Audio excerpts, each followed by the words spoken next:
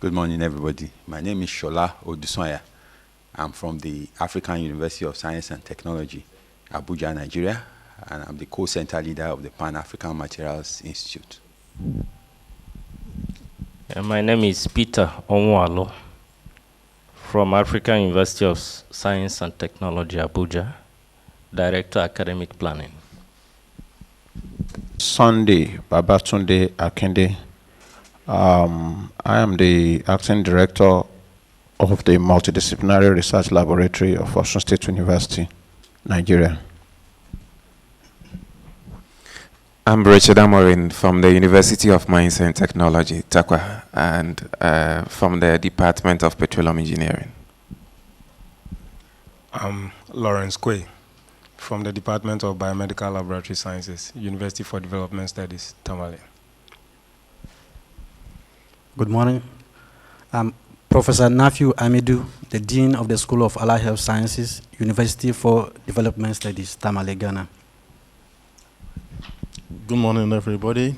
I'm Bashiru Kainde Adekunle from Mathematical Science Department, Osun State University, Nigeria. Good morning, everybody. My name is Oladiran Ayodele from College of Law, Osun State University. Good morning. My name is Adeyemi Aderogba, Osun State University, acting head of the Department, Linguistics and Communication Studies. Good morning. My name is Ibrahim Mohammed from the University of Professional Studies, Accra, Ghana. Hello, good morning. I'm Thomas Azongo from the University for Development Studies, Tamale, Ghana. Thank you. Good morning, everybody. My name is Monday Osaigi Adenomo. I'm the PG coordinator of the Department of Statistics, Nasarawa State University, Nigeria. I'm also the coordinator of LISA Lab and Department of Statistics, also in Nasarawa State University. Thank you. Good morning, everyone. My name is Greg Okobo. I'm from Department of Community Medicine, University of Benin. Good morning. My name is Godson Ileware, Center of Excellence in Reproductive Health Innovation, University of Benin, Nigeria. Good morning. My name is Arudo Nusahari from Department of Economics, University of Benin, Nigeria. Good morning. My name is Edo Saige Shinayenwa Christie, Department of Nursing Science, University of Benin, Nigeria. Good morning. My name is Samuel Nyakun Ejapon, AAU. Okay, I think there are some people at the back who would want to know who they are as well.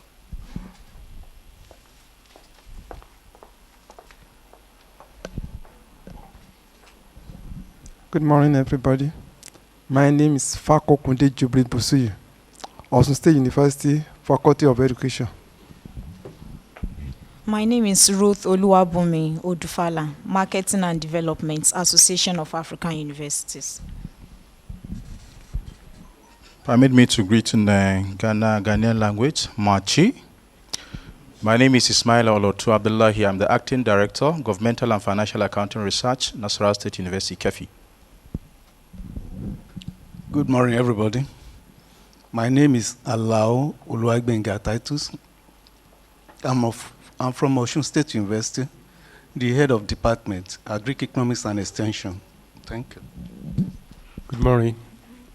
Dare Babatunde Joseph, Anatomy Department, College of Medicine, Osun State University.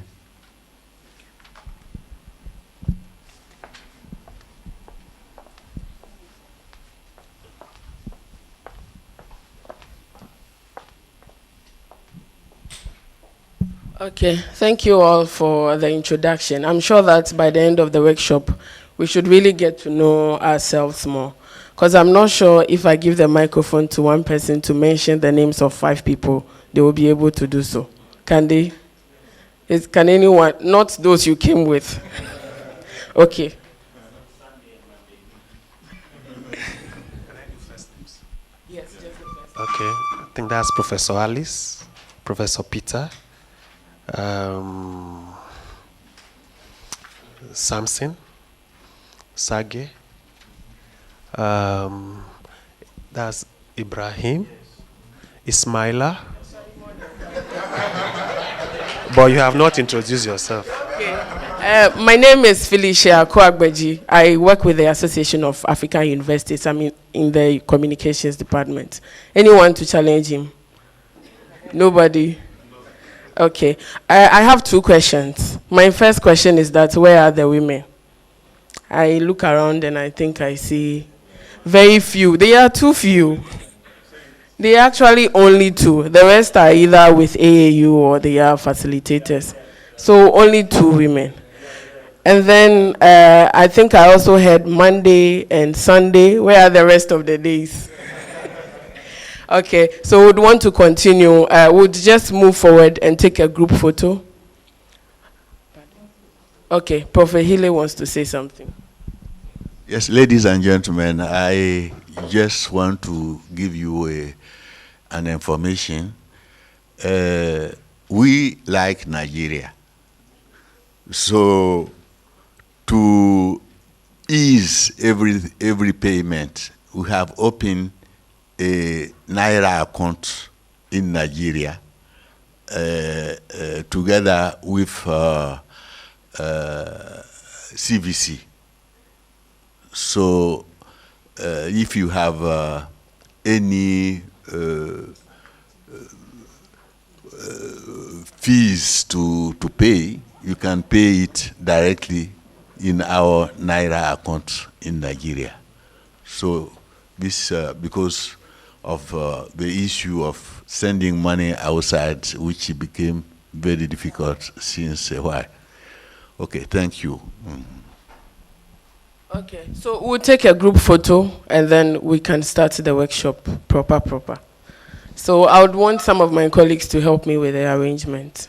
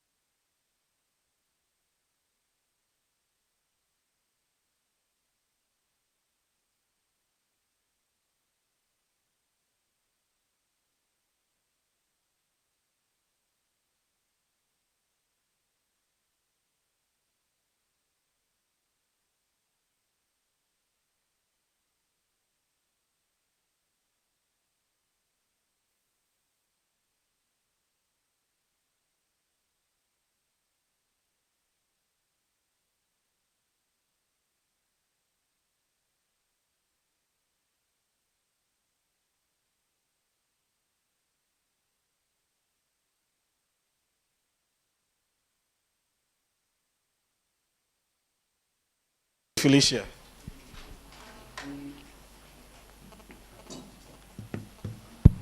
Good morning.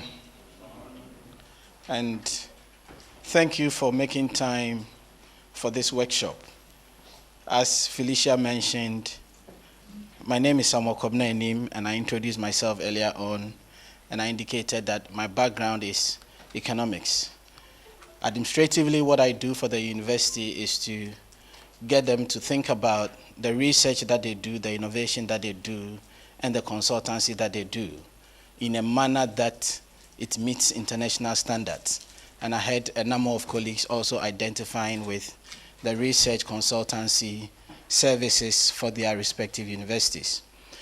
As we went around the table for introductions, I realized that we have huge diversity of people in terms of positions that they occupy in their respective universities, and also from a discipline point of view.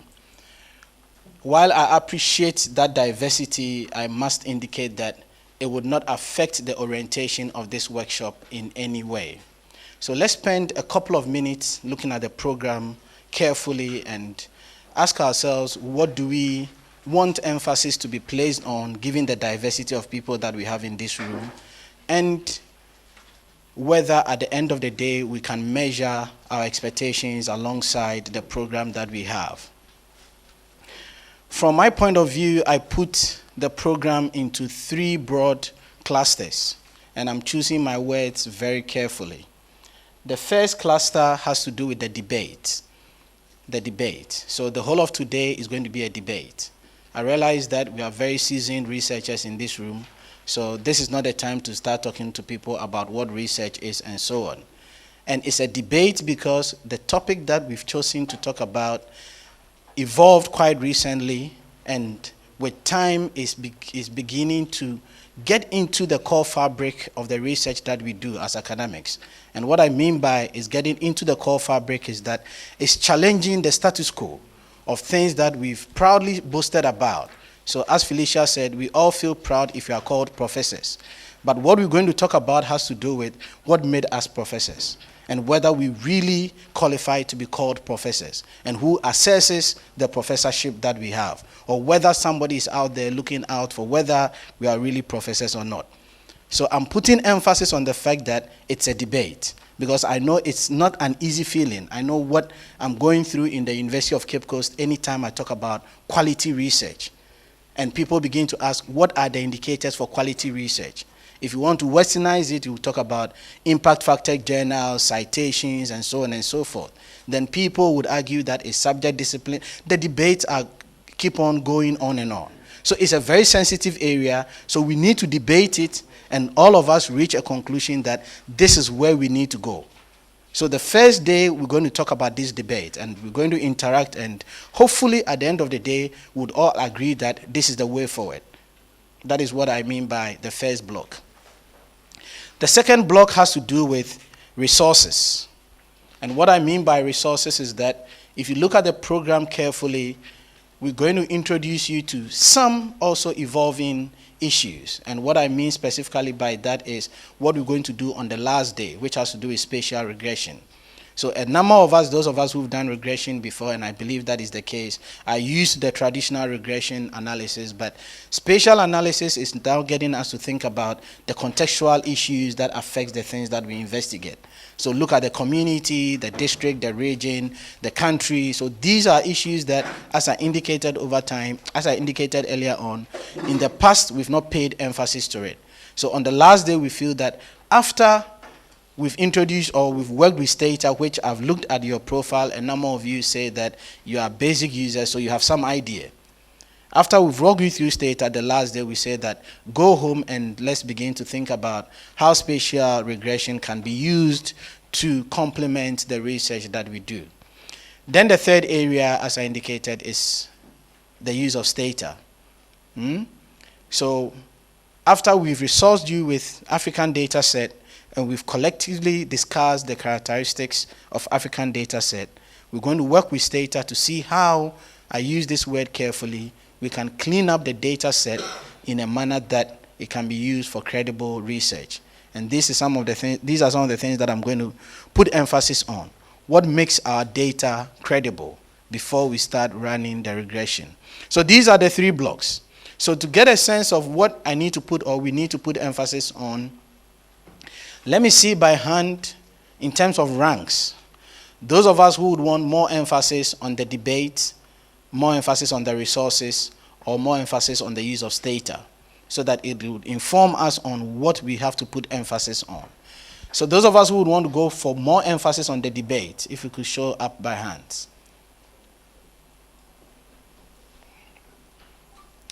So just 1 person, just 2, just 3. Because per the program, the debate is just 1 out of the 4 days. So just 3 people on the debate. Okay. What about the resources? Again, what I mean by the resources, specifically data that is available on the African continent, demands by journals and funders, and the issue of spatial regression. Let's see by hand those. Okay. So we seem to be tilting towards that. And Stata. And Stata. Okay. So then our program will fit the purpose, isn't it? We just have 1 day for the debate. The rest of the 3 days, we're going to use it on Stata and the resources. So are we all on the same page? Okay. Thank you very much. So on my first slide, sorry, before I go ahead, I'll be doing the facilitation with Afaribia Ajin, who is also with the University of Cape Coast, and Samuel Nyakun Ejapon, who is with AAU. So the 3 of us would be co-facilitating this workshop. So I decide to share with you where I get my information from as far as this workshop is concerned. And this is very important for acknowledgement. As researchers, we always need to acknowledge where our source of information is coming from to inform the way forward. So this is based on my experience over the period, my ideology, and acquired skills. I will share some thoughts with you on these 3 areas. Let me start with my acquired skills. With my background as economics, my PhD was in the area of microfinance, so I do a lot of microeconometric applications. So I use data throughout, and that is where I acquired my skills. With my experience, I'm particular about this discussion because when we get into data sources, and I believe we all know when we're talking about primary and secondary data sources, my preference is secondary data sources, and I would explain. As I said, it's a preference. I would explain why my preference is secondary data sources. So over the years, I think about a decade now, I get my graduate students to work with the Ghana Living Standard Survey and the Demographic Health Surveys. So these are the 2 secondary data sources that I've been using extensively. And what I get my graduate students to always do is to replicate a table from the reports, from these data sets, before they work with it. And there are instances where I've had even doctoral students declining the entire doctoral program because they've been unable to reproduce that data, that table in the report. Part of the reason is an issue of skills in most instances, and another is an issue of the challenges that we have with the original data sets. So given that a number of us are from Nigeria, let me see by hand those of us who have used the Nigerian Demographic Health Survey. How many of us have not even heard of it? The Nigerian Demographic Health Survey. Okay, so part of the program we're going to talk about the Demographic Health Survey and the Living Standard Measurement Surveys. What about the Living Standard Measurement Survey in Nigeria?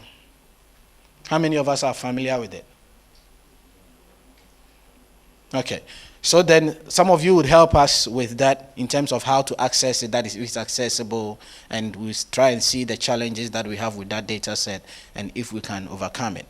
So principally, these are the 2 data sets, and my experience over time shows that it's always a challenge, and people feel that you are deliberately avoiding them to proceed with their research by telling them to replicate a table in the report. And this is what the whole debate that we're going to have today is about. Is it reasonable to replicate it? What are the benefits of it? Should this stop me from going ahead with my work? So these are the things that we're going to talk about. Then my ideology is to use data, quantitative data, to solve the issues around us. The second source is by JPA Ioannidis, and I put in there his Google Scholar profile, and I want us to look at it in a second. How many of us measure our research output based on our presence on the internet? How many of us measure our research output based on our presence on the internet? So which platform do you use? You use ResearchGate and use Google Scholar. You use Google Scholar. You use both. Any other platform? Academia. Okay. Any other? OSIT. Any other? Okay, so we don't have anybody using Scopus. We don't have anybody using Elsevier as a marketing tool for your research output. How many of us are aware of the criteria that the Times Higher Education uses in ranking universities? Are you aware of the criteria that they use? Can you share it with us? If you can remember any. Let him finish there and I'll come to you. Citation. Excellent. Fantastic. So citation is one of them, and it takes 30%. It takes 30%. And visibility measured via citation.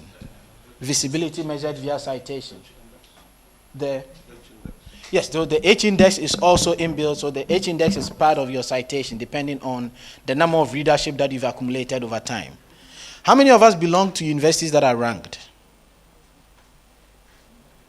by Times Higher Education? Okay. University of Port Harcourt, right?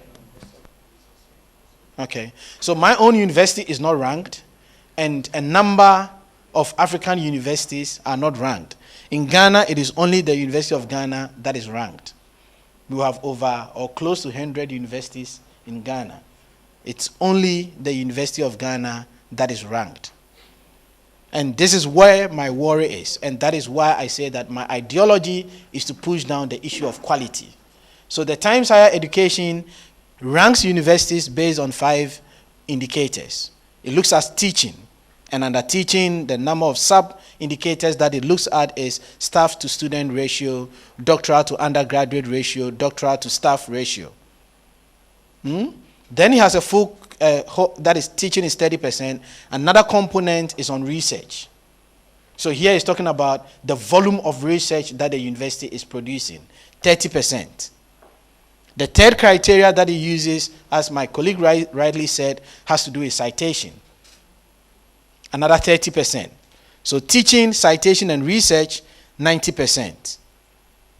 Then your internationalization takes 7.5%.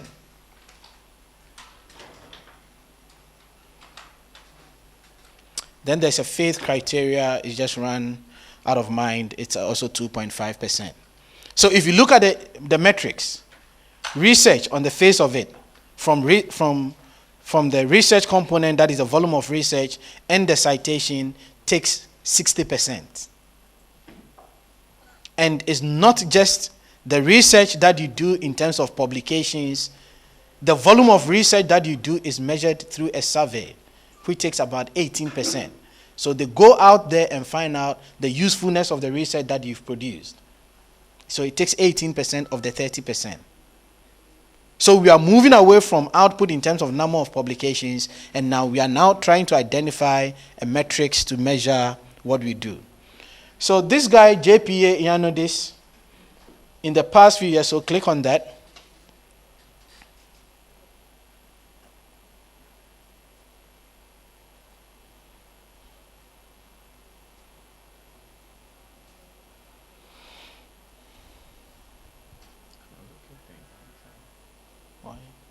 One second.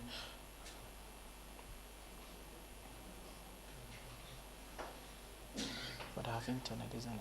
Yeah, you do. So just Google it. So just copy and Google it.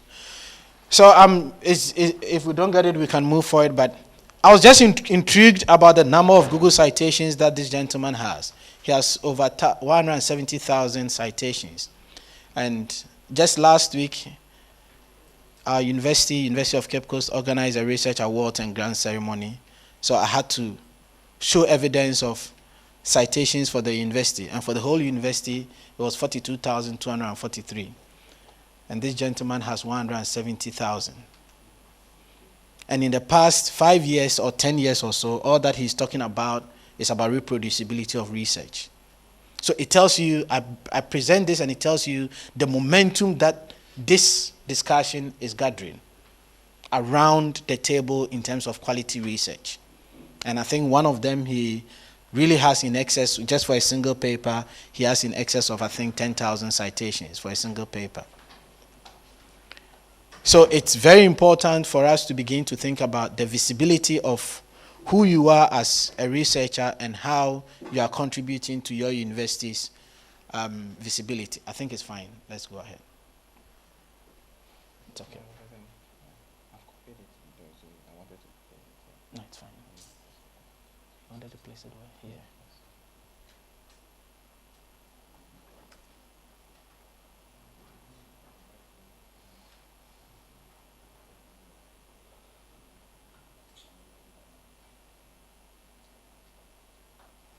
Okay, so this is what I just mentioned to you.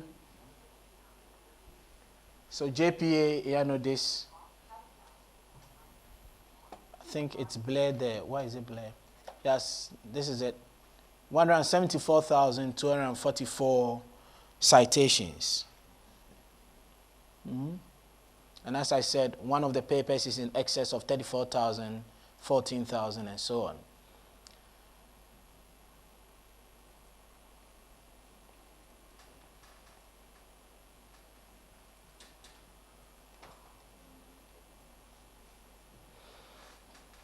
The other resource that I make use of is the Economic and Social Research Council resources. And on this slide is one of the papers by Ioannidis, Why Most Published Research Findings Are False. Why most published research findings are false. So as I said, this is a debate. Do we agree? Do we agree? Let's see by hand. Or some of us don't even want to be part of this discussion. I see that a lot in my university. And it's so because of the ego. I mean, as I said, you've risen all these years, over 10 years, to become a professor. And somebody is telling you that your research is false. It's not an easy thing to take, isn't it? But we need to take it. How many of us agree to that statement? No, the findings. Why most research findings are false. So you are telling me there's a relationship and that relationship is not correct. How many of us, we all know of type 1, type 2 errors in statistics, isn't it? We remember type 1, type 2 error in statistics. So this is what we are talking about. Making a false claim when it doesn't exist and debunking a true claim. Do you all agree with this? Yeah.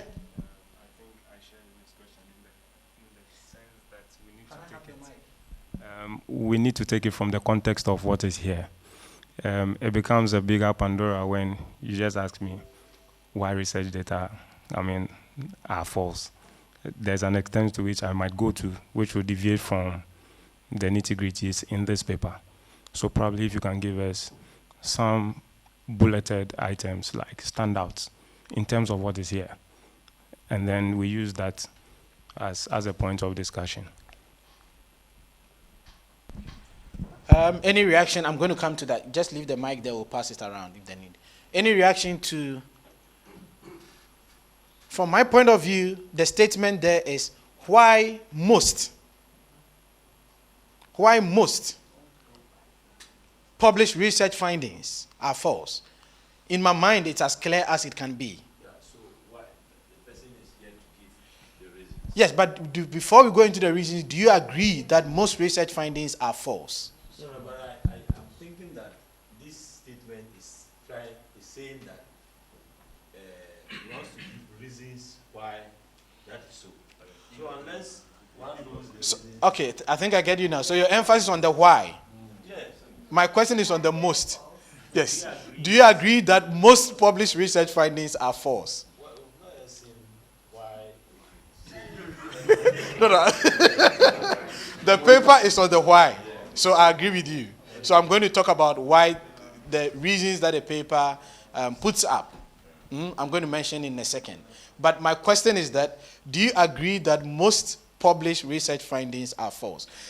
Interrogate yourself. You've done research before. Ask yourself the number of publications that you've done. If it's 20, ask yourself, of the 20, how many can I defend? If I'm asked to defend them now. Did I hear all? I don't know what type of research he's talking about, but let me go to the hospital setting where we are collecting data on maybe the number of children who have a particular disease condition and we've treated. So if over a period of time you've treated 20 and they've written about the 20, that in this period of time have seen 20 children who came with tetanus. These are facts about them. I don't know how that can be said to be false. That's why I'm just wondering what it is. So some of these other ones where you go to the field, maybe observe over a period of time, or you collect, interview people. Well, maybe for the interview, some people may give you false information, but the ones you go to the laboratories, collect data, because there is ethics to also monitor what data you are collecting and presenting out there. So it's a bit difficult to really take it that way, because if this is correct, it means that the basis for making policies based on research and so on is seriously threatened, and we cannot really come out to say, well, we have agreed we should immunize all the children because failure to get them immunized results in vaccine preventable diseases that cause death, and we say no, that basis is wrong. So why should I tell a mother immunize your child? So it's a bit, I'm thinking of it from the health aspects where I'm involved in some research work. So maybe we need to understand what type of research we're talking about, and then how the data they published were generated, and then why they are false. Thank you. Yes, can you please give the mic? Thank you. Yes, I think I will speak from the point of view of the kind of data we get. There are a number of techniques that have been employed. You hear people saying you need to massage the data so that you can get the kind of results you want. So it is very correct to say that most of the published research findings we have are false. We shouldn't forget there are instances where if we are dealing with large sample size, we usually send research assistants to help us get data. The extent of reliability of gathering that data is an issue. We have been part of PhD, MSc defense, where a candidate will present something, take time and say, give me the data, let me run the analysis. And you find out that you get a different result from what the candidate is presenting. So it is a fact, I agree to that fact 100%, that most published, especially in this part of the world. I was in Ghana 2010 for African Accounting and Finance Association conference. That was the first conference of the association. And one of the things we observed, especially from Nigeria, was that a lot of us came to the conference and we had issues with data. As soon as it gets to discussion of results, we'll give a caution that because of unavailability of so and so data, our interpretations are subject to so and so conditions. So, in fact, they were surprised and said, please, I think Nigeria needs to conduct a study on non-availability of data. So I agree 100% that most published research findings are false. Thank you. Thank you. Yes, I think we'll take these two comments and we'll proceed. Yeah, thank you very much. I also agree that most of our research findings are false because we are in the field. My own type of research combines both field studies with the laboratory studies.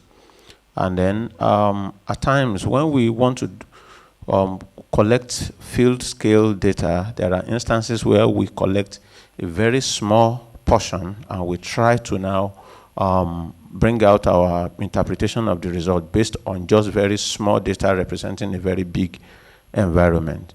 Then in the laboratory, there is also another aspect where the sensitivity of the methodology that we use to also get the data out at times can also be a problem. A lot of our people tend to shy away from expensive methodologies because they are expensive and they feel they cannot afford them. And then so they tend to use so many other traditional techniques, which eventually there are so many errors. By the time you use sensitive equipment, you realize that a lot of wrong information has been passed. So those are some of the things that made me conclude that most of our published data, especially in this part of the world, are false. Thank you very much. Yes, please. Yes, I tend to, my only worry is when we use the word most. Yeah, but I would have said some. But actually, just like my colleague here mentioned, I experienced this personally. Not even when we say in this part of the world, it's not really only in this part of the world. This study was done in Canada.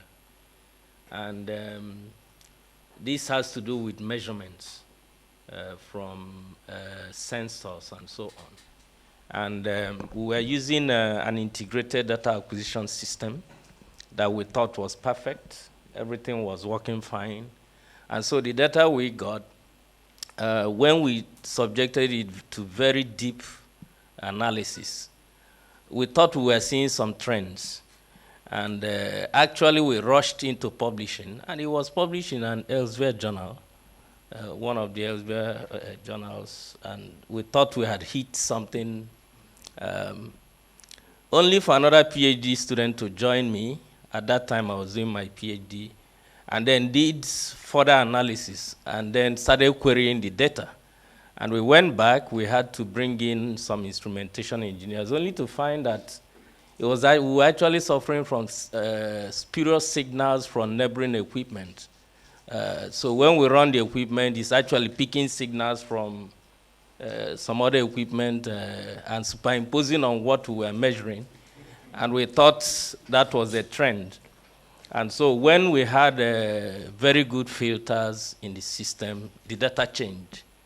So I think when this kind of thing comes out, the first reaction is everybody tries to say, no, I wasn't lying. But I think from the point of view that you are actually reporting something you thought was true. It's not that you were cheating or anything. I mean, it's like the whole issue of medical care in Africa, where people do diagnosis and they think that this is the issue and they give a wrong medication. In that case, it's not as if the person was doing it intentionally, but this is what he thought he was seeing. So in that respect, I agree. The equipment, the methodology, like he said, all these things can make us think that this is the correct thing that we are getting, but actually it is not. Thank you very much. I think the kind of responses that we've had so far speaks to the fact that it should be a debate, especially the last part that he said that there are instances that we don't do it on purpose, but there are instances where some researchers do it on purpose. A colleague around this table just shared something with me that somebody gave him his Stata codes to look at, and because the person knew he was cheating when he was writing the syntax, wherever he's cheating, he says, let me cheat small. And forgot to clean this let me cheat small and shared the syntax. So the next person who got it realized that something happened there. But in most instances, I agree with you that what we think it is right is really not right. In this context, again, to respond to the earlier... just to add to that example, yes. I remember when we were doing our PhD, there was this guy that's when you run regressions and you're not getting the expected size. Then you say, Abdul, change it. Nobody will see, change it. So if he's expecting a positive sign and then maybe he's getting negative, say, let me just change the sign. After all, Yeah. nobody is watching. So, I mean, yeah, it's true that there are deliberate ones and then there are those that... Unconsciously done. Yeah. Let me give you a quick recap of what this I do it in 2 sentences. So what this does is to put the sources of this falsehood research findings into 2 broad categories. One, he calls it the bias, and the other, he calls it the kind of research that we do in silos. So the bias is all that we've talked about.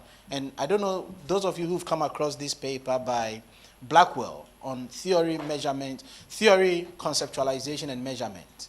It's a very useful article. I encourage you to read it.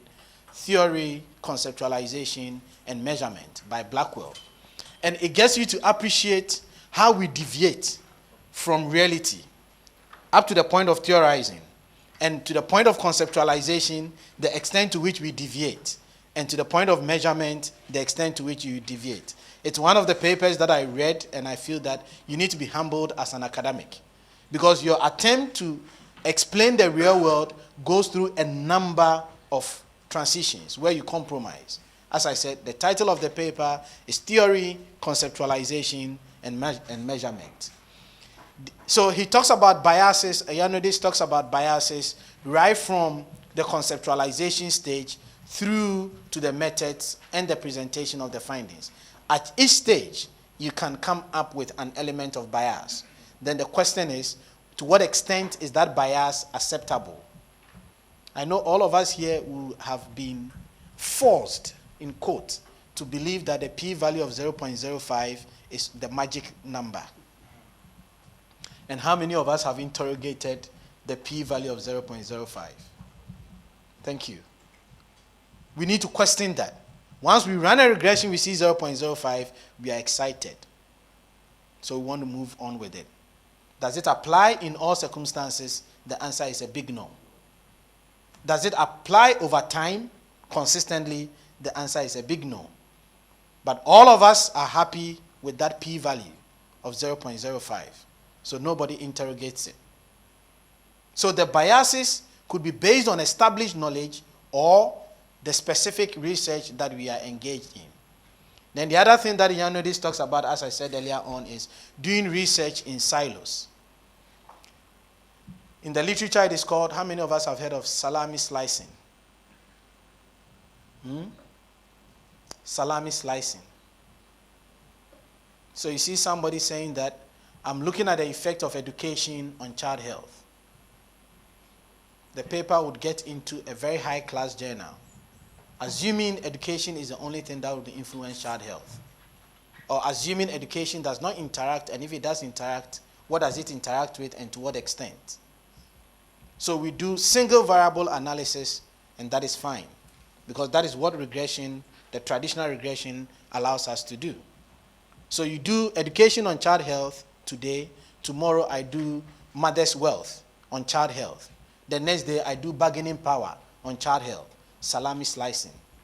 You get all of them published, you get 20 publications in a year. Then you are called a professor, and we are happy with it. It is false research findings. Let us appreciate the context of falsehood here. And as he rightly said, sometimes you might be thinking that what you are doing is right. Because it's right for me to do education and child health. But at the end of the day, you are not helping solve the real problem. The real problem is that we want to get proper, good health status for children. But your paper is only looking at one bit. And especially when the data that you have allows you to look at multiplicity of variables. But then we call, you see, these are some of the things, we call it control. And I've done it in the past. We've called it control, so we don't put emphasis on it. So we just call them control variables, and we have one main variable of interest. So that main variable of interest is significant, and we don't think about the relationship between that main variable of interest and the other control variables. Because the regression that we do is treating them as independent and additive variables. So these are the two problems that Ioannidis identifies, and he has a number of corollaries to this. So I think I'm not going to go through this, but this is one of the papers that it's in microfinance that showed evidence that earlier papers, in fact the earlier paper was published in one of the very, where's the marker? The pointer. I need a pointer. So the Journal of Political Economy, if you see the volume number, is 106. It tells you how long this journal has been in existence. So the Journal of Political Economy is one of the top journals in economics. And this paper was published by Pitt and Kandaka. Kandaka was at one point the development economist at the World Bank on the promise of microfinance. Then using the same data set, Rudman and Murdoch in 2013 rebutted whatever findings based on two things: the kind of data that they had and the estimation technique. Meanwhile, the paper by Kandaka, because he was at the World Bank, led to all the kind of investment that we've seen in the microfinance sector. Because of the kind of person that he is, the head of development economics at the World Bank, does a paper using Bangladesh and says that microfinance reduces poverty. Global community, all of us put our money in there. Then somewhere along the line, Murdoch and Rudman come up to say that the findings are not correct. And for those of us in this area of discipline, it's not surprising to us that microfinance has not yielded the necessary impact. The other paper, again, sorry, all these examples are in economics. The other paper is the famous debt-GDP ratio. Debt-economic growth ratio. In Ghana, it's a hot debate, and it's a politically sensitive debate. The government comes to power and says that my debt to GDP is 60%. It's okay to drive economic growth. Another government comes to power, it says, I've reduced it by 2%, 58%, so that is fine. It can drive economic growth. So these two guys, Reinhardt and Rogoff, did a study on the United States, determined the threshold by which debt drives economic growth or otherwise. Then, as my colleague Riley said, some years later, these PhD students picked the codes of these top professors, Reinhardt and Rogoff, and realized that the coding had a problem. Just the syntax that they used was problematic. And whatever they had done, not from an estimation point of view, just the coding point of view, they rebutted whatever findings that had governed our understanding of the threshold between debt and economic growth. So there is clear evidence that the research findings that we put out there are susceptible to some element of falsehood. So we need to be mindful about that. And this is the motivation for this workshop. So then my next question is, given this motivation, is it worth getting into this? Some of us are not saying anything because we are not happy. My good friend from UDS, you are right in front of me, but you've not said anything.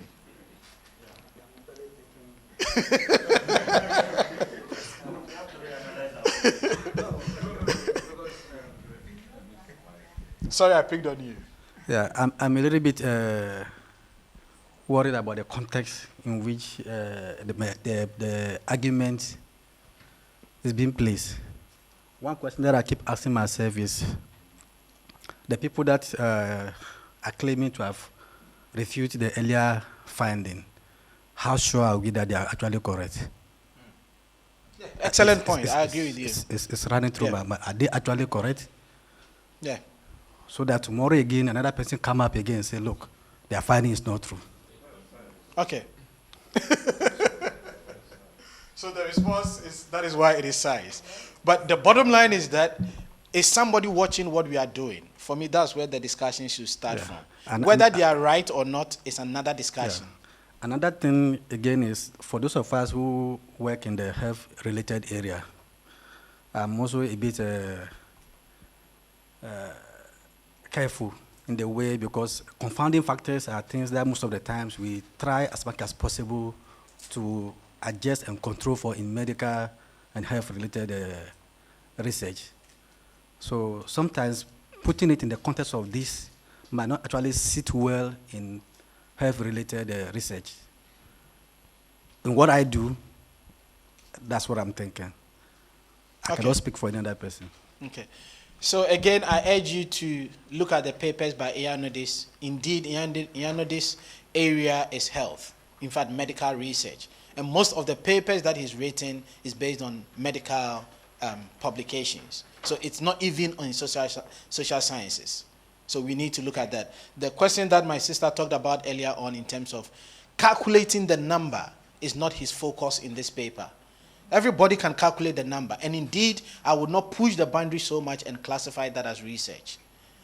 What he puts emphasis here is the relationships that we talk about. That is why later in the day, I feel that let's all brainstorm and begin to think about the kind of research that we do when we say there is a problem, when we say there is objectives, when we say there is hypothesis. What qualifies to be a problem? What qualifies to be a hypothesis that needs to be tested? So what I seek to do is to walk you through this. As I said, some of these things, you know them already, so I'm going to spend the next few slides talking about these issues. So let's do a bit of introspection. And my first question is, list the 3 most important research that you have ever done. So can we spend 2 minutes to do that? We all have in excess of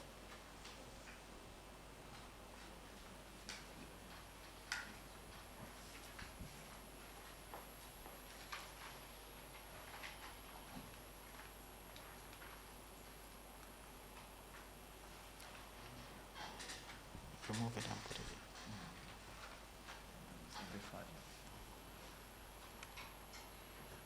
We all have done some research before, isn't it?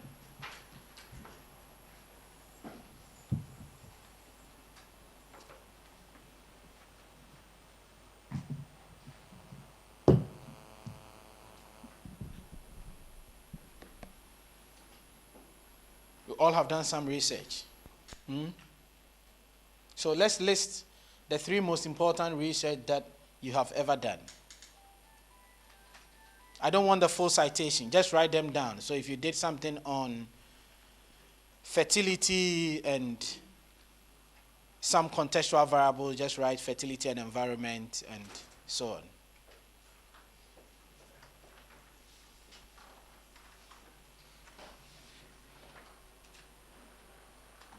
It's still not working.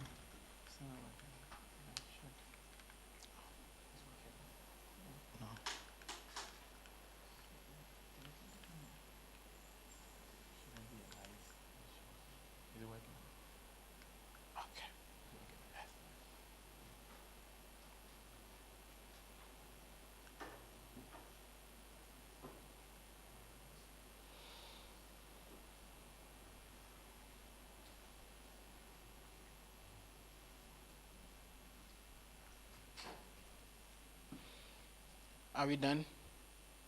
Okay. So can you tell us why you've identified these 3 as the most important research that you've done?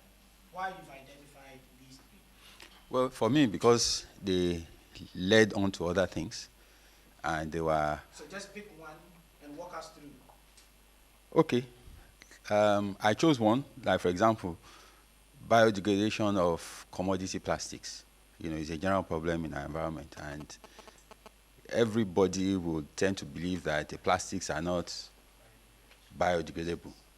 So it's like anti-norm thinking that can you actually subject them to some degradation. And we found, surprisingly, that there is an array of microorganisms that feed on these plastics. And I felt that was groundbreaking. So we needed to now begin to dig deeper. What makes it happen? What are the conditions? Could it happen everywhere? Why has it not happened before? Why have people not found this out? You know, and in that process, it's led us to other things. Now the elements that make it happen. Now we are beginning to look at so many things, and then we are now being led in a completely different direction. One of the products of the microorganism is active against a form of breast cancer that affects our women here. So we've, again, gone into another area. So it keeps on leading us. The more you know, the more you want to know. And the more you end up knowing, the more you are challenged to know more. So I've chosen that as one example of... Okay. Thank you. Who's not said anything? Yes. Sorry, before you get there. So, based on the response that you've given, am I right to say that you are still in the pipeline? You are still in the pipe. I'm happy you've brought that up. It is a published work, but we are still in the pipeline. So what we had here, research outputs, outcomes, and impact. So this is exactly what I'm trying to get to.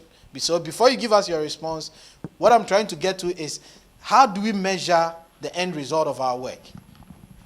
And with what we've heard from him, there's no demonstrable, tangible evidence of the outcome in terms of a long-term point of view.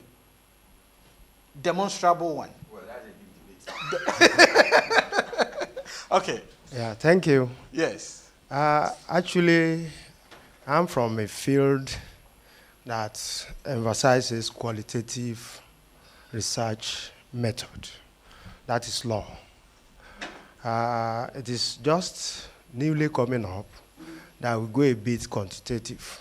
That is using questionnaire and interview method.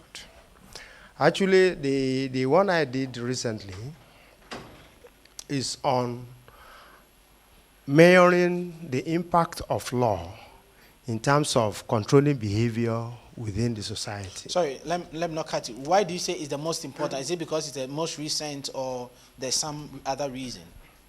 What I mean is that in law, the first question was to list the three most important research. So my question is, what is making it most important? Yeah, with what you've chosen. The area I actually worked on is on the crisis in the Niger Delta. And there are so many researches that has been conducted in that area. And it has been found out that despite the researches and the recommendation, the crisis continues. So I try to go a bit quantitative in terms of going to the field, interview people, distribute questionnaire, in order to test or validate or invalidate what the former researchers has come out to say that, okay, these are the reasons for the crisis, these are the reasons for this and that. Then based on my background as a lawyer, I try to investigate the fact that the legal framework in place, how far has it gone to reduce the crisis, or has it actually aggravate the crisis? So at the end of the day, I was able to conclude that law has not actually played the role it's supposed to play. The laws are there, but the implementers, those people that implement the law, because of the fact that the economy is solidly based on oil and gas, so they waive so many things. They refuse to implement so many laws. So at the end of the day, the law is just as a kind of toothless bulldog put in place but not implemented. So actually in law, as I've said, we do quantitative research. Qualitative research method. Okay, so there's no demonstrable, tangible evidence that you can put a hold on in terms of what your research has led to.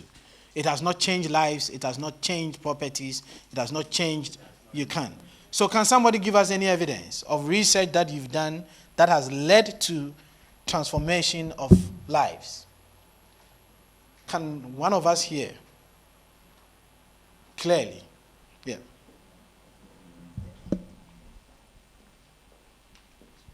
So here I'm putting emphasis on attribution. Thank you, sir. So my research focus based on communicable diseases. We try to model communicable diseases. Communicable diseases. So and we didn't emphasize much on HIV. If you look at the prevalence of HIV in this part of the world, I think it's rising, every passing day. So we now try to look at the effect of the treatment on it.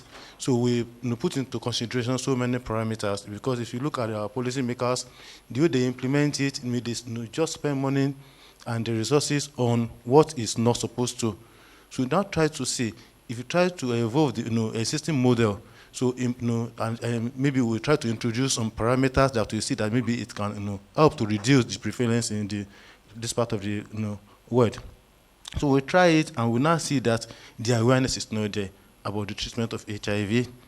So we now look into the parameter, and we give the recommendation to the planners. And we see that in doing that, especially in Nigeria, maybe during the antenatal period, and maybe the awareness on the radio and the television, so, and it helps a lot. So to what extent can you claim intellectual ownership of that? Actually, if like I said, that we the emphasis on modeling. So you just try to pick the existing model and try to evolve it. So you cannot claim intellectual ownership over that. No, to some extent. Okay. So then, yes, thank you very much. So then, my question before you come in, my question now is it worth having a discussion around that issue? Yes. To what extent can we, as professors, claim intellectual ownership about something that we feel we've been part of the change? Should we be worried about it? There's need to.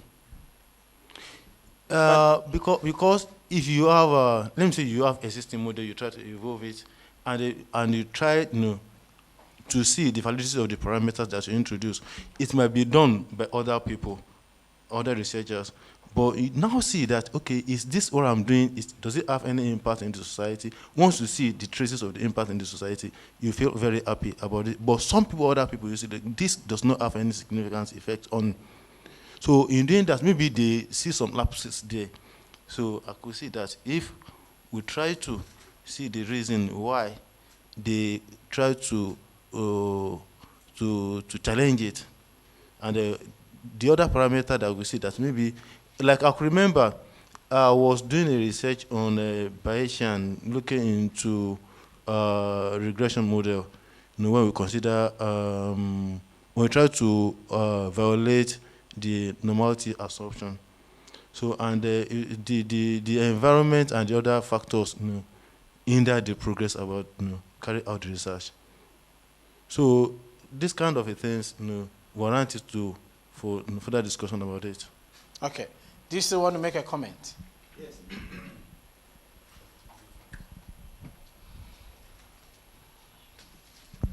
There are several ways of measuring impact, on society. Let's imagine you are on a path, maybe let's say drug discovery or an engineering methodology that is completely divergent and disruptive.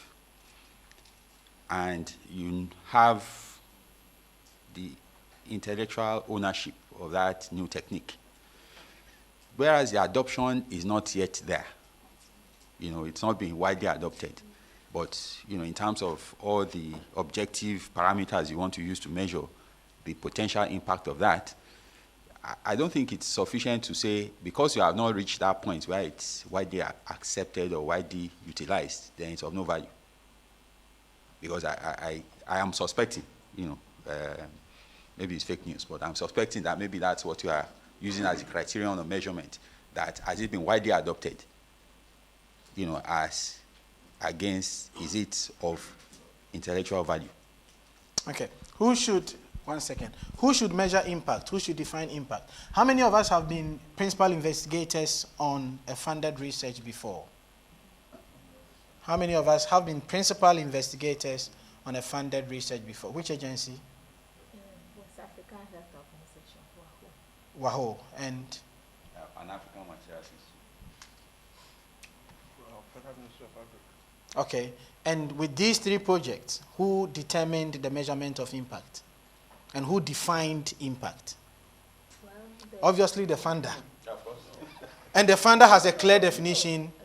In the one we did, okay, we wanted to demonstrate the effectiveness of the use of restructuring the health sector in delivering care to people in the rural communities. The funders had their own definition of what they were hoping to see, but the Impact to us was determined by those who benefited from the program. By the time the project had run for the second or third year, the communities, the local government wanted it expanded. Then the state government now took on the program and established a unit to scale up that project without the input of those who funded it. So for them, it was something that had value, that contributed to the improvement of the health-seeking behavior and care for the people in that area. Okay. So while I agree that the issue of impact could be subject to different definitions, for those of us who are engaged in funded research, in my experience, all the funded research that I do, the impact is defined by the funder. And later on, one of my slides will show us how the Economic, Social, and Research Council defines impact. And it's clear. It's a long-term, sustainable outcome of the research that you've done, and it has to achieve two clear things. It has to push the frontiers of academic knowledge, and two, it has to change economic and social lives. It's as clear as it is in their definition of what impact is.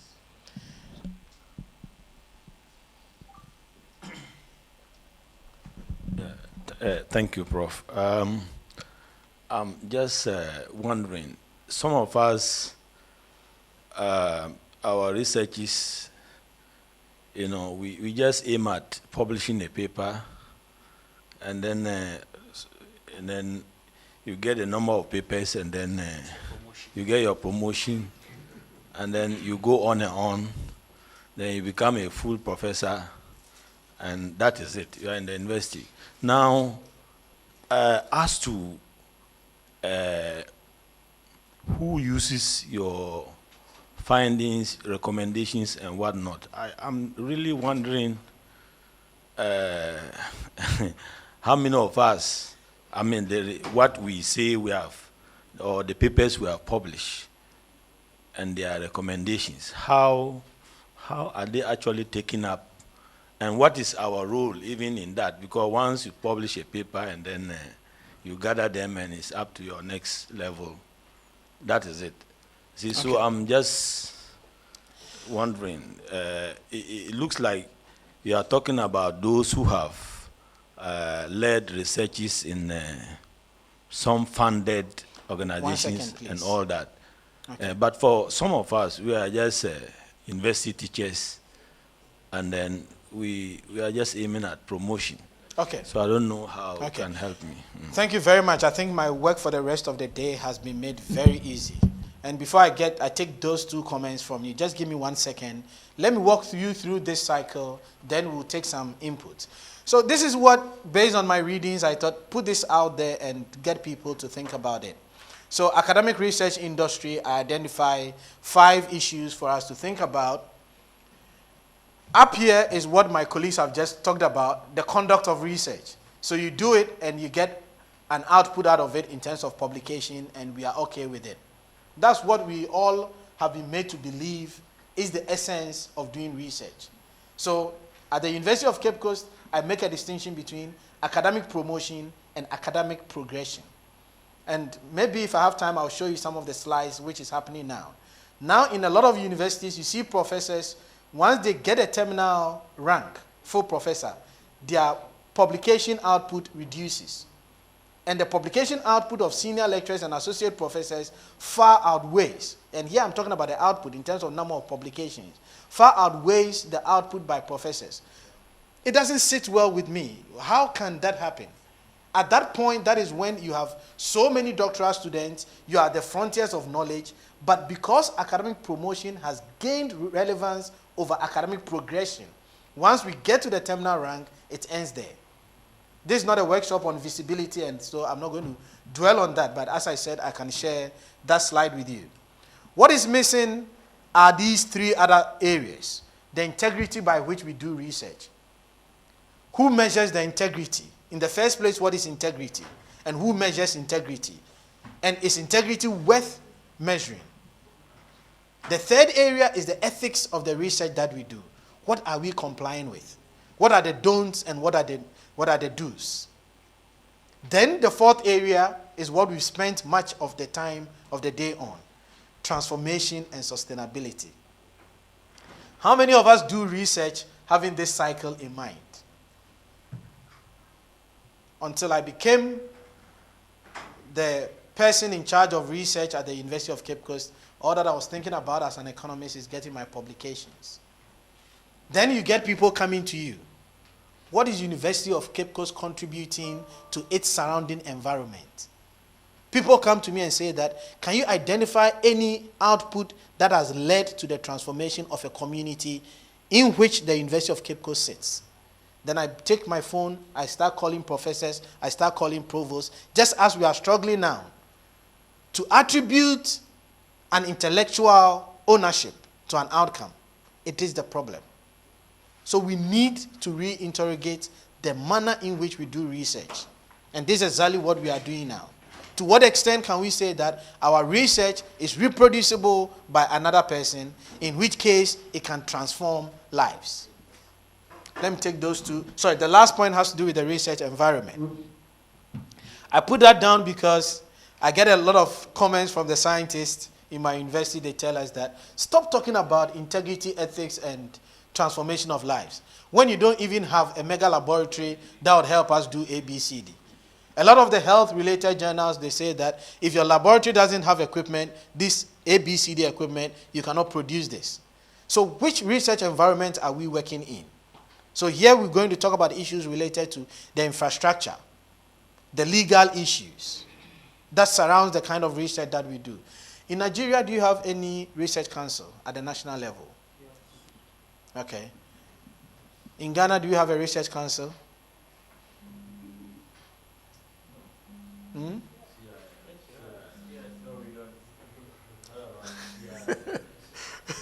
It has the name council, but it's not council.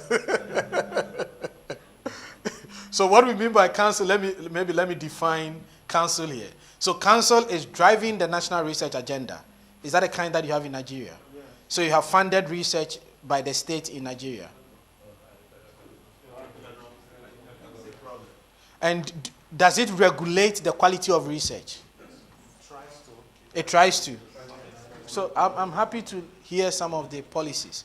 What are some of the policies that it's put in place to regulate quality, research quality? The council I'm talking about now is the one that has to do with medical research, NIMA. And currently, what they try to do is sensitization of the different institutions in terms of research quality and ethics. However, that has not been widespread. They are still trying to get institutions on board on that. So that's one. And two, ethics. There is a national ethics currently on now, and they also do the same. National research ethics? Yes. So there's a policy document? Policy document that is being circulated, but not widely, should I say, not widely acknowledged by the researchers yet, because most researchers, they don't really know about that. So it's still struggling, but these policies are in place and there are institutions to implement them. Okay, that's interesting to know. In Ghana, there's nothing like that. In the University of Port Harcourt, we have the Research Ethics Committee, and we also have the Bioethics Committee of the UNESCO. National.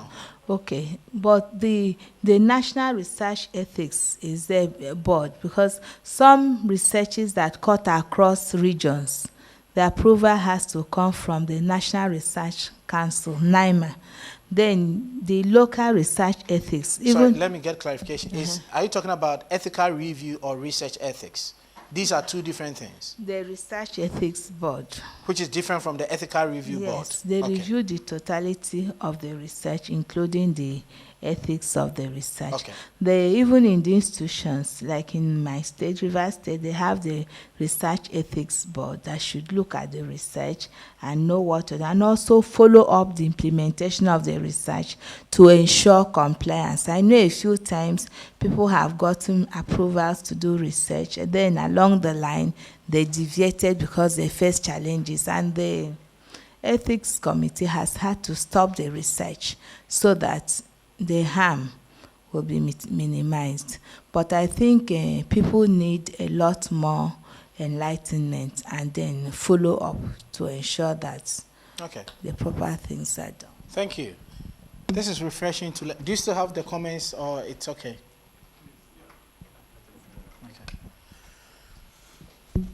Yes, my comment is on the purpose or the drivers for which motivate the kind of research we do, especially in our tertiary institutions. The major drivers is the issue of promotion. The issue of promotion, that's it. There is a slogan, either you publish or you perish. So you see a situation where once it is getting close to October, because that's the month in which we expect applications. Yes, promotion assessment. People sending messages to their colleagues in other institutions, probably send me acceptance letter so that I can present it for the purpose of promotion. Yes, it happens. In my center, I've had cases where some people had to call me to say, please, if I can send them acceptance letter. I tell them, well, I need to see the research you have done. Send it to blind and peer reviewers. If they are okay with it, then I can send you what you call acceptance letter, else I can't help you in this situation. So in the end, even if for those who probably may not have the intention of doing these things for promotion's sake, where do the copies of the journals or output of the research end up? Our libraries. The industries that are supposed to utilize the outcome of this research never have any direct contact with our libraries. So there is that gap between the town and the gown. The industries are there. The universities are busy churning out outputs of researches, and nobody from the industry is utilizing such research. So again, it has a lot to do with orientation. The purpose for which we conduct research. Where you can measure or talk about impact of research is this funded research. But if it is within the university environment, sir, forget it. Let's be factual. Let's be truthful. Point. Yes. Yeah. Thank you, sir. Okay. You're okay now.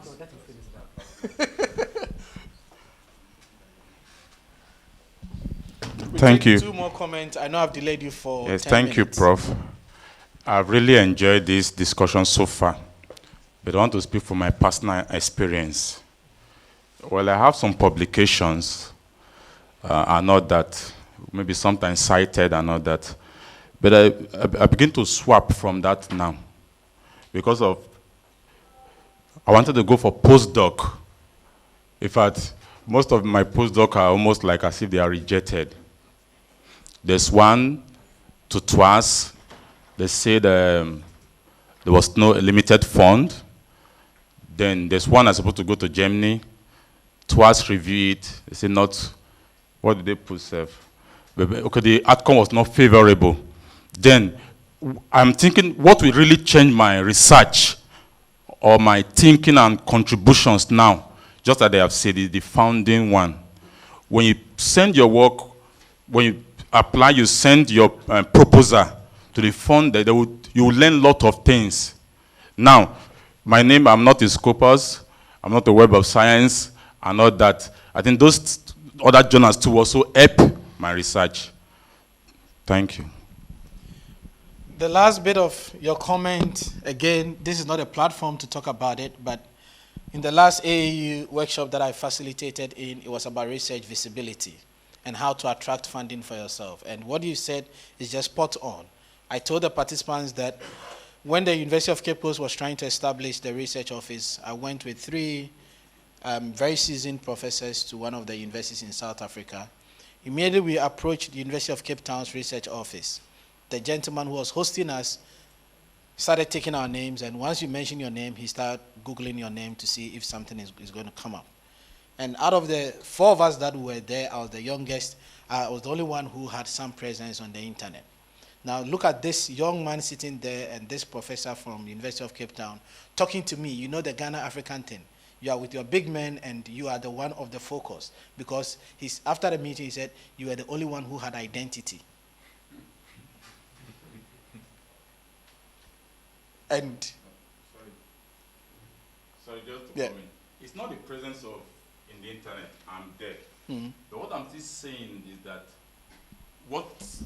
where I'm driving at, number 1, Scopus, number 2, Web of Science. And that's where I'm driving at. If you talk about Google's citation, I'm there and all that. But it's the fund that will help me naturally. I've already taught myself. I must do something that people can fund, which we really, that's where you can measure the output, the outcome and all that, and the impact. Apart from that, no other place. Okay. Yes. Okay, I just want to draw our attention to some aspects, because the discussion seems to be sensitive and open-end discussion. The effect of time in either accepting or refuting earlier finding is one thing that we've not been looking at. If I do a study today and the finding is X, after a while, the behavior of the environment might have changed.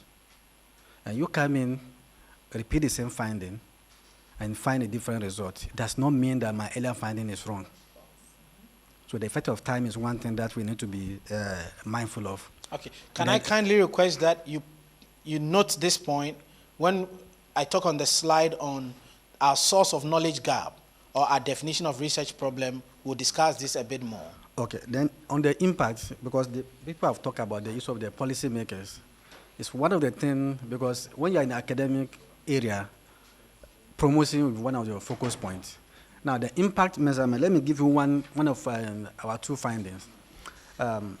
We work on HIV, and then because what we realize is that in deciding whether to place HIV patients on antiretroviral or not, we often use what we call the CD count or viral load to decide whether to put them on antiretroviral or not. Now, in a resource-limited setting where they don't have these machines, what do they use to decide whether to put the fellow on drug or not? So we use a simple test that is normally common in the local setting, the full blood count that most people are able to do. And we use one of the parameters, lymphocyte count, that is able to accurately predict the viral load, and then on that basis you can choose to put them on the drug or not. This is a very sensitive and good finding that is helping a lot of people at the local setting now. The policymakers may not be willing sometimes, because the politics involved, in changing the policy in this direction, because they will be looking at what maybe their political gain and other issues. That is one. 2 is most people who are diabetic, to decide whether they are diabetic or not, when we are doing the work in the laboratory, we often take the sample into a particular tube. I don't know whether you should be familiar, what we call the fluoride oxalate tube. This is what the Western world has made us to believe, that once you take the sample into that tube, it gives you the accurate measure of the fellow glucose level. But we begin to question that in our setting, this may not be true. So we begin to do research and find out that, look, that particular tube actually do not stop the glucose from reducing. And we've been able to offer alternative instead of using that particular tube. Because if you use it and keep the blood on the table for some time, the glucose level will continue reducing. So these are sensitive diseases. So we need to be a bit careful how we sit our finding in the context of the Western world. Otherwise, we'll be misled. Okay. The last point that I want to make again is the issue of most of the medical research. When we find our value, we compare it to what we call the reference range. And almost all these reference ranges are from the Caucasians. And we know that their reference range does not accurately reflect what it is in Africa. So we actually, for a very long time, have been matching our value to a very wrong range. compared to what we have in our city. So I have a big problem when we want to sit all our findings in the context of the Western issues. Otherwise, Okay. we will be doing ourselves a lot of disservice. Okay, I think it's 10. Thank you very much for that suggestion. It's 10:48 now. Let me wrap up this morning session in 2 minutes. We go for tea break for 10 minutes, and we'll come back at 11 o'clock, if that is fine. Hmm? Can I take a minute of Yes. A minute of your two? Okay. Not long. Okay.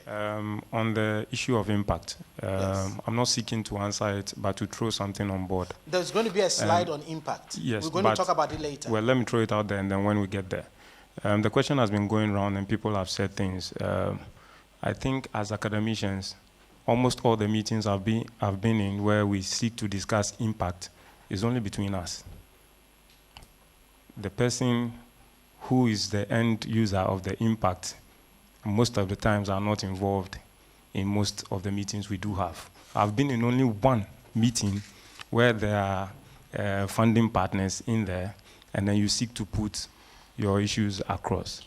And I think when we are discussing this, that relationship too has to be taken a look at, because most often at times we sit across each other and we dampen our spirit by saying that we haven't assessed the impact of our papers or our study. Meanwhile, there's an end user, but most often, more often than not, we don't include the views of the end user. Okay, thank you. Colleagues, I think this has been a very interactive first session for the 4-day workshop. I would wrap up this first session by saying that the interaction that we've had so far clearly demonstrates the need to have such a discussion. Clearly demonstrates the need to have such a discussion. From my point of view, the key take-home message is that let us not hold back strongly to what we think has been the status quo over the period. Now let's begin to open up once we see something like that and ask ourselves whether whatever we are doing is governed by some element of integrity, whether we are abiding by some ethics, and whether we are achieving impact. The concluding word for this session is that we should go back having our tea, thinking about what theory is. I'm not here to tell anybody what theory is. And ask ourselves whether theory is a function of time. No. Whether theory is a function of local context. No. So now that we are beginning to say that theory is the first step for us to begin to think about what the real life is, how are we doing our empirical work, which is grounded in theory. So this is the take-home message while we have our tea break.